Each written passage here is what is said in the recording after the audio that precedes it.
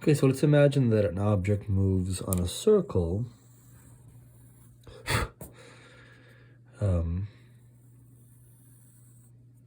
at a constant rate.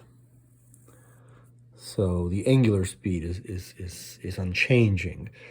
Let's say that, let's do this in a couple different ways. So if we have x and y coordinates, let's parameterize them in terms of the radius r and the angle theta. So r is constant, theta is changing, the object is going on a circle like that, and theta dot is a constant, right? The time derivative of the angle is constant. So if we write this in terms of x and y coordinates, parameterized in terms of the polar coordinates, the x value is r cosine of theta. Theta is changing.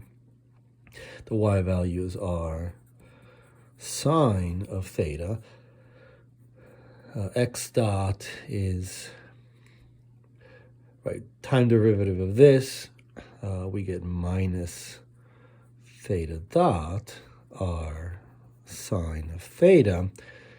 And then we can look at the acceleration. Well, I'll do that here. So let's do y dot. Y dot would be theta dot, r cosine of theta, and x double dot, the acceleration, would be minus theta dot squared. We're taking the derivative with respect to theta, right? R is constant, and so we turn the sine into a cosine, and so it looks like that. We get another theta dot squared. And so y double dot becomes minus theta dot squared, r sine of theta. And so we can say that the acceleration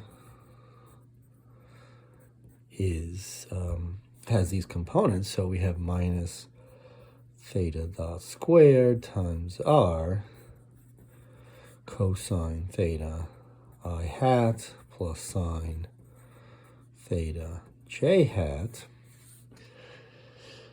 And so that's the acceleration. And it's toward the center of the circle. So let's look at that. Let's say the object is here. The object is here, then theta is 0. This goes away. This goes to 1, and we have a minus I hat indicating the accelerations that way. If theta is 90 degrees, the object is here. That means that this goes away, sine of 90 is 1. This remains, and we get a minus j hat indicating downward, etc. At all the different locations are always pointing toward the center.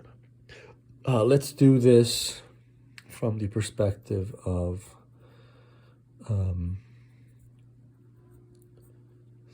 polar coordinates, where we have the distance r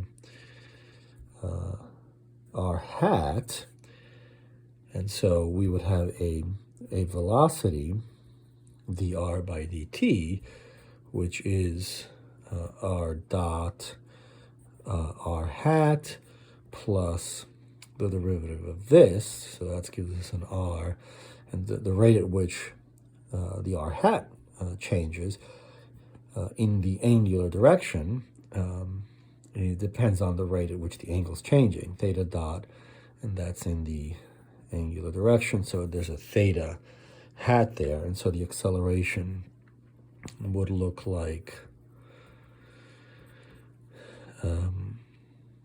in the r.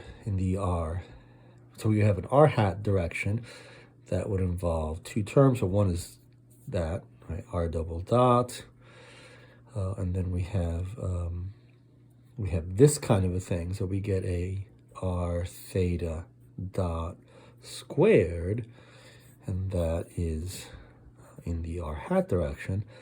And then we have in the angular direction, we end up with,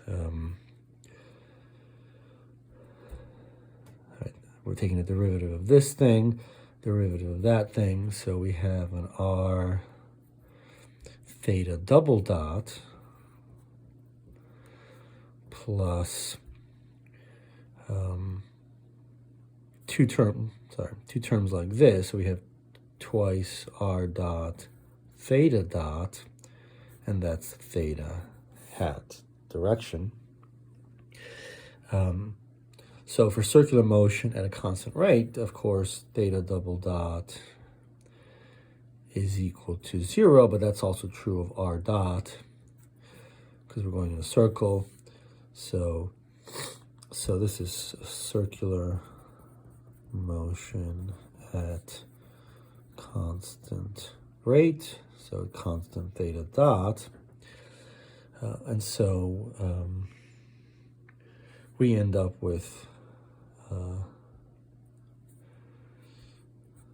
the acceleration in these coordinates being minus r theta dot squared, r hat, and of course the r in this case is big R. So we see that it looks just like that. So in this case we have the acceleration as a vector is minus theta dot squared, capital R, in the radial direction, again indicating toward the center.